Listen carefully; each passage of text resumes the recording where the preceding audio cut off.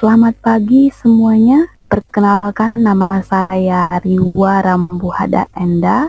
Saya adalah dosen pengampu mata kuliah Bahasa Inggris Biologi. Ya, jadi semester ini saya akan mengajar biologi. Sebelum kita memulai perkuliahan kita hari ini, mari kita menghadap Tuhan di dalam doa. Mari kita berdoa. Bapa yang kudus, Yesus Kristus, Roh Kudus, kami datang kepadamu Bapa mengucap syukur, berterima kasih untuk segala berkat, kasih, dan rahmat-Mu. Pada pagi ini Bapa, kami akan memulai perkuliahan kami. Bersama-sama dengan kami, berkati kami, agar kami bisa mengerti apa yang kami belajar pada hari ini. Bapa, sertai teman-teman kami yang belum bisa bergabung dengan kami hari ini, berkati mereka agar mereka bisa segera bergabung dengan kami. Dan yang sakit, Tuhan berkati agar mereka sembuh dan bisa bergabung dengan kami lagi. Bapa yang Maha Kudus, ini doa kami, ampuni segala dosa dan kesalahan kami Bapa. Dalam nama Yesus Kristus kami berdoa. Amin. Ya, baik ya. Saya akan menjelaskan tentang pembelajaran biologi ya, bahasa Inggris biologi. Kita mulai dengan deskripsi ya. Oke, ya sebelum itu saya ingin menyampaikan bahwa bahasa Inggris itu bukan hal yang baru lagi ya buat teman-teman ya. Karena bahasa Inggris ini sudah teman-teman dapat sejak SMP, SMA. Jadi bukan merupakan hal yang baru lagi. Jadi teman-teman sudah tahu apa itu pelajaran bahasa Inggris, apa yang dipelajari dalam belajar bahasa Inggris. Nah, kita mulai lihat pada deskripsi mata kuliah ya. Ya, ini dia deskripsi mata kuliah kita ya, mata kuliah bahasa Inggris ya. Jadi pada mata kuliah ini mahasiswa akan belajar tentang konsep-konsep dasar berbahasa Inggris yang meliputi keterampilan menyimak ya. Menyimak itu listening. Jadi teman-teman akan mendengarkan audio ya, dalam berbahasa Inggris. Audionya berupa percakapan pendek, percakapan panjang, juga bisa berupa teks bacaan ya. Terus berbicara, speaking. Ya, jadi teman-teman dalam hal ini teman-teman bisa menyampaikan pendapatnya teman-teman dalam bahasa Inggris. Bisa juga menjelaskan sesuatu dalam bahasa Inggris. Membaca teks dalam bahasa Inggris.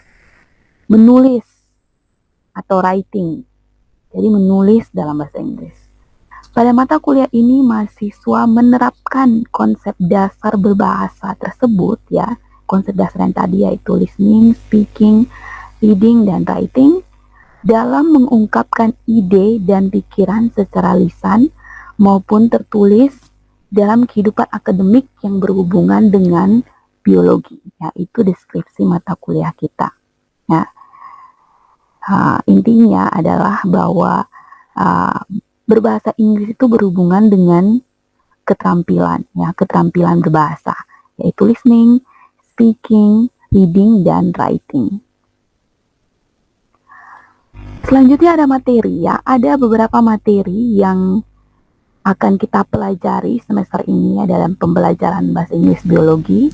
Yang pertama itu materi biodiversity, yaitu keanekaragaman ya, keanekaragaman makhluk hidup. Ya, jadi kita belajar tentang apa itu biologi ya, dan keanekaragaman apa yang ada di dunia ini, yang ada di lingkungan kita. Terus ada taxonomy system, yaitu sistem taksonomi. Ya, teman-teman sudah mendapat mata kuliah taksonomi ya. Jadi saya rasa ini bukan hal baru lagi bagi teman-teman. Terus ada plant classification. Jadi ini belajar tentang bagaimana klasifikasi tumbuhan itu. Bagaimana klasifikasi tumbuhan, jenis-jenis tumbuhan itu apa aja. Family tumbuhan itu apa saja. Terus ada ordonya apa saja. Terus ada animal classification ya, seperti tumbuhan uh, animal atau hewan juga punya klasifikasi, ya. Ada jenis-jenis hewan, klasifikasinya apa saja. Terus ada sel, ya, sel, ya, sel dalam tubuh manusia, sel dalam sel hewan dan sel tumbuhan itu berbeda, ya. Dalam sel ini juga kita belajar tentang bagian-bagian sel, ya. Terus ada human anatomy, jadi kita belajar tentang anatomi tubuh manusia, ya. Apa saja bagian-bagian tubuh manusia. Yang terakhir kita belajar tentang application, ya, application of biology in daily life. Jadi bagaimana kita mengaplikasikan, ya, biologi dalam kehidupan kita.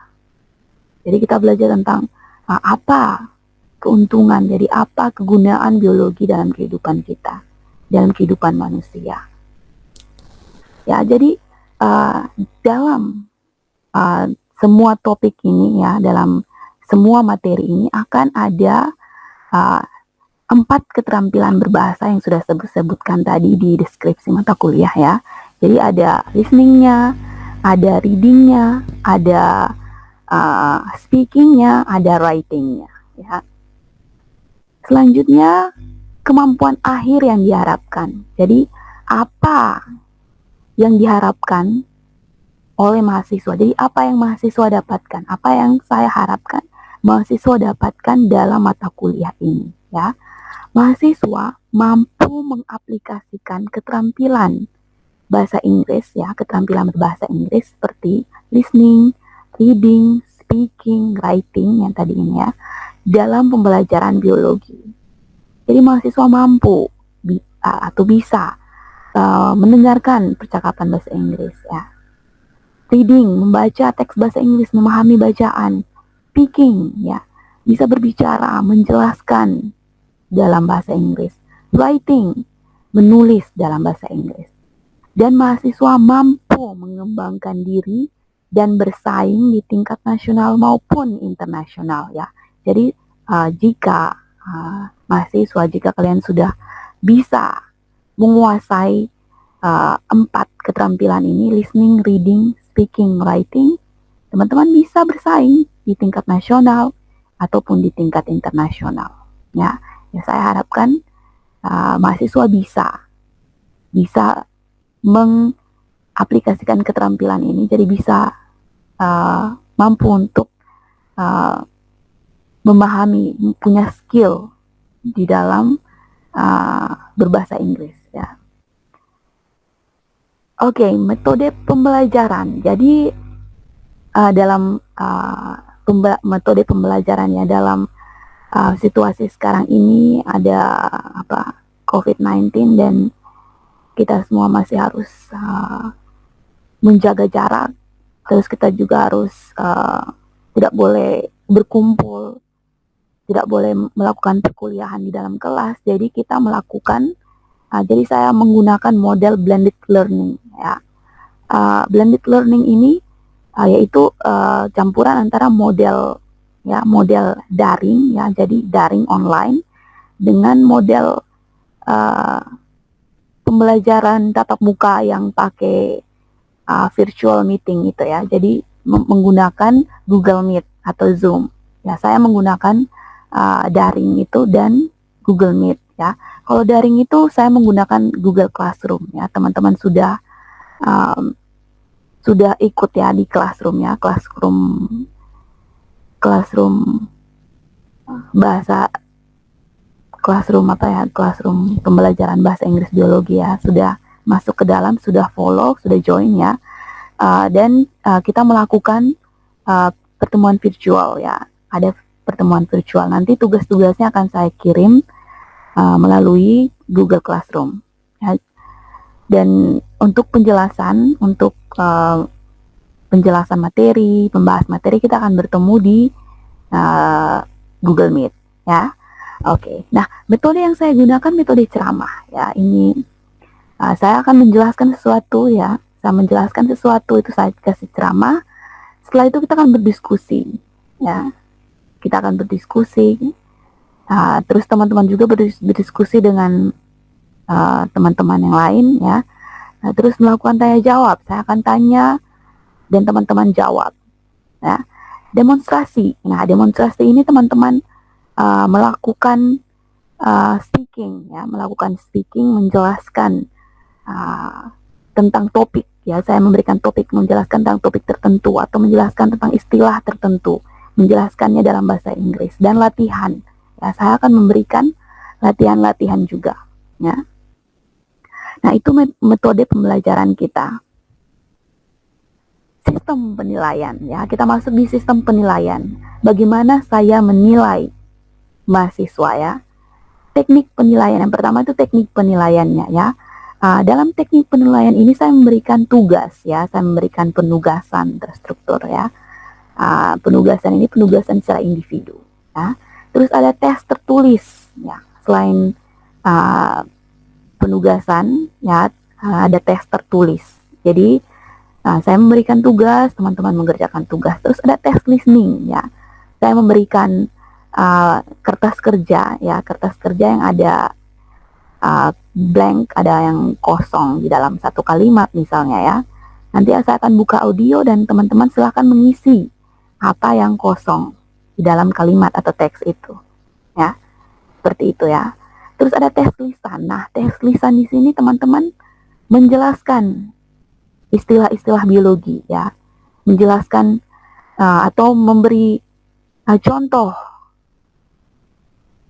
tentang sesuatu dalam biologi, ya. Oke. Sekarang kita lanjutkan di bobot penilaian, ya.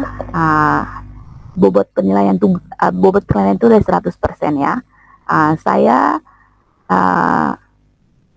25%, ya, 25% untuk UTS, ya. Jadi pertemuan kita ini ada 16 pertemuan, ya, dalam satu semester, ya, ada 16 pertemuan dalam satu semester. Nah, jadi ada 16 pertemuan, ya, yang tapi UTS itu kurang 2 pertemuannya, UTS dan UAS, ya. Jadi kita hanya punya 14 pertemuan, ya. Jadi untuk UTS itu nilainya 25%, ya. Untuk UAS nilainya juga 25%, dan untuk 14 pertemuan itu, ya, untuk 14 pertemuan yang selain UAS dan UTS itu tugas, bisa akan memberikan tugas. Jadi setiap pertemuan itu akan ada tugasnya dan nilainya itu 50%. Jadi misalnya tugas 1 nilainya 5%, tugas 2 nilainya 3% misalnya, tugas 4 nilainya 5%. Nanti jumlah dari 14 tugas ini yaitu 50%. Jadi jumlahnya semua itu 100%. Ya. Oke, lanjut kepada kriteria penilaian, ya. Untuk penilaian saya itu saya kasih A pada mahasiswa yang nilainya itu 80, ya.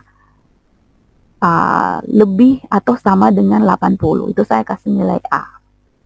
Kalau 75 sampai 79 itu saya kasih AB, 68 sampai 74 saya kasih B, 60 sampai 67 saya kasih BC, 50 sampai 59 itu nilainya C, 40 sampai 49 nilainya CD, 30 sampai 39 itu nilainya D, dan kurang dari atau sama dengan 29 itu nilainya E.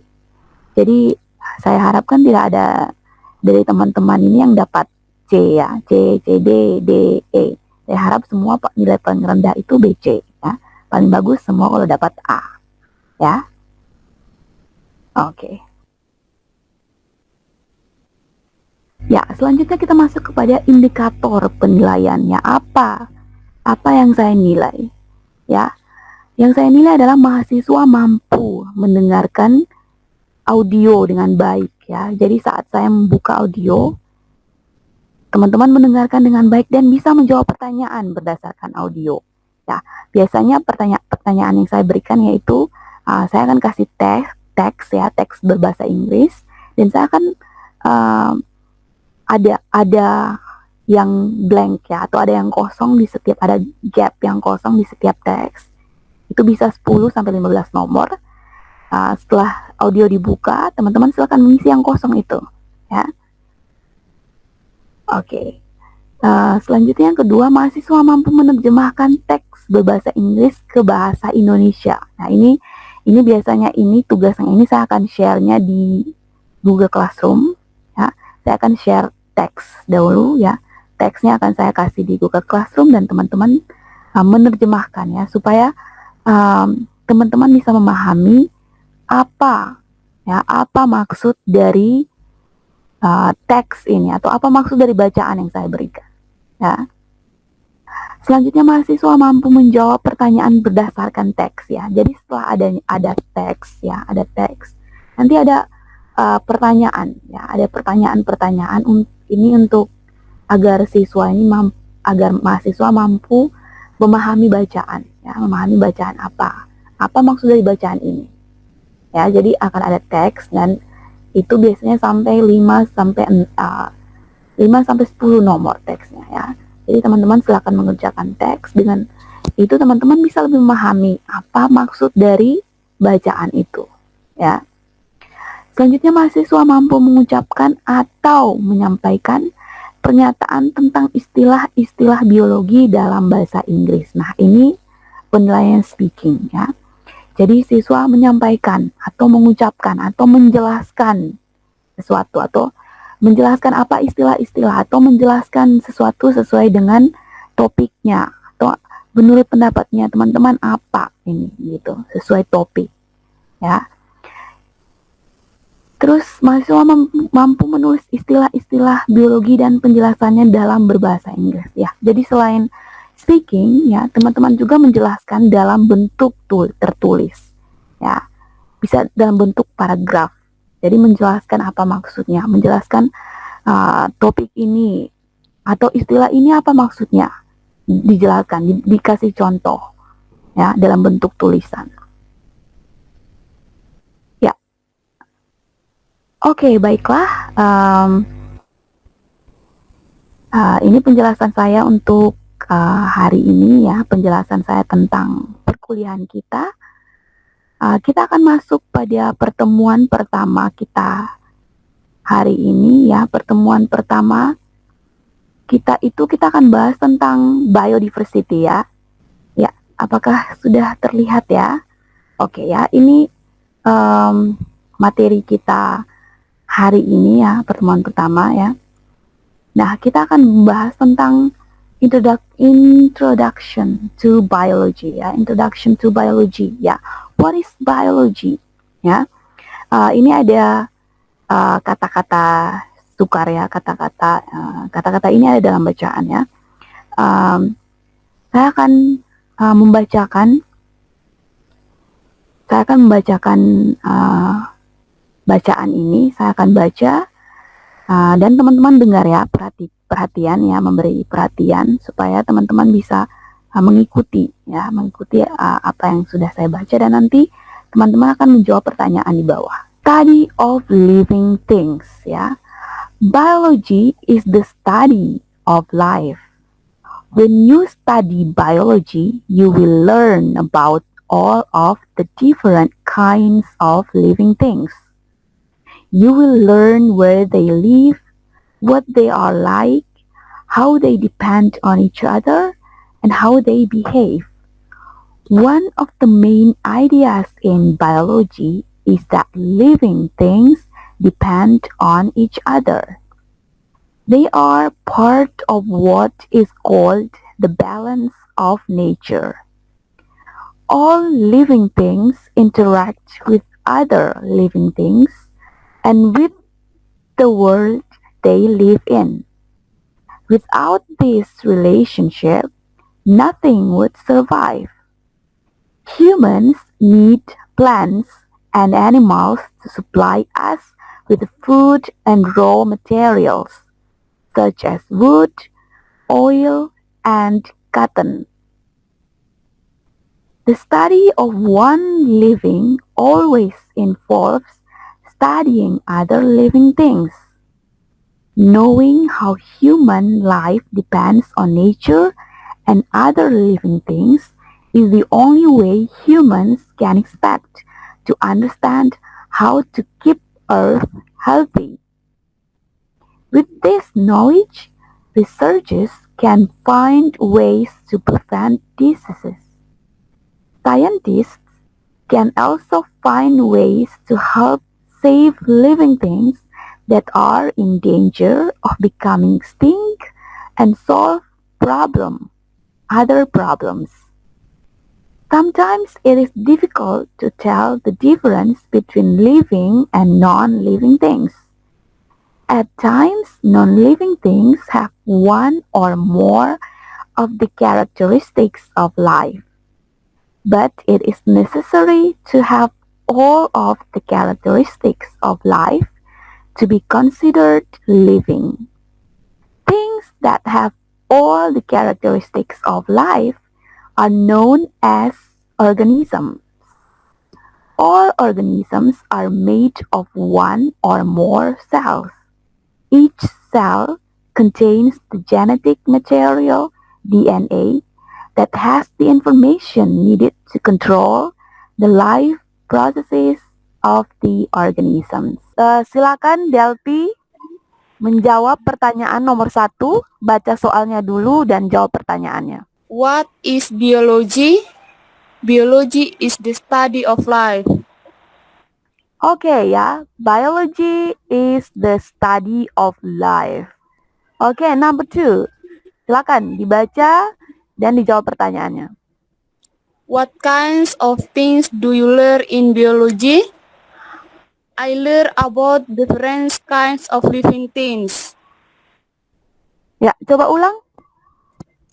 What kinds of things do you learn in biology? I learn about different kinds of living things. Oke ya.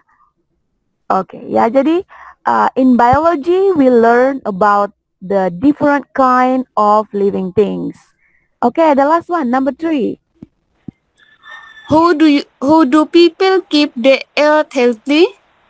Studying other living things. Okay, ya. How to keep the earth healthy? Ya. Studying other living things. Okay, thank you Delphi. Baik ya, setelah kita menjawab 3 pertanyaan bacaan tadi, kita akan masuk ke tugas ya. Tugas untuk minggu depan. Saya akan kasih tugas kepada teman-teman. Minggu depan itu tugas kita adalah speaking ya. Jadi teman-teman silahkan memilih ya, bisa memilih, apakah bisa lihat semua ya. Jadi teman-teman silahkan memilih di antara 5 hal ini ya. Ada 5 ya. Biology, living things, non-living things, organism, cell. Jadi teman-teman silahkan pilih dari 5 ini, pilih 1 ya. Pilih 1 dari 5 ini. Nanti teman-teman akan menjelaskan hal ini ya, 1 ini di depan kelas ya. Itu tugasnya. Jadi silakan teman-teman pelajari di rumah ya, pelajari atau mencari makna ya, mencari arti dari kata-kata ini ya. Apa arti kata-kata ini, bisa teman-teman memberi penjelasan, bisa disertai contoh, atau teman-teman punya penjelasan yang lain bisa ya, tapi menggunakan bahasa Inggris ya. Pilih 1 saja. Oke. Setelah ini ya, setelah dijelaskan ya di depan kelas, saya akan memberi penilaian ya. Untuk penilaian akan ada rubrik penilaian ya. Ini ada rubrik penilaian untuk speaking ya, untuk tugas speaking ya. Jadi tugasnya tadi teman-teman silakan memilih salah satu dari 5 hal yang tadi ya. Pilih salah satu, biology, non-living things, or living things, organism, cell. Jadi pilih salah satu dari itu dan dijelaskan ya. Nah, apa yang saya nilai nanti ya? Saya akan menilai voice and intonation. Jadi saya akan menilai voice-nya teman-teman, suaranya teman-teman.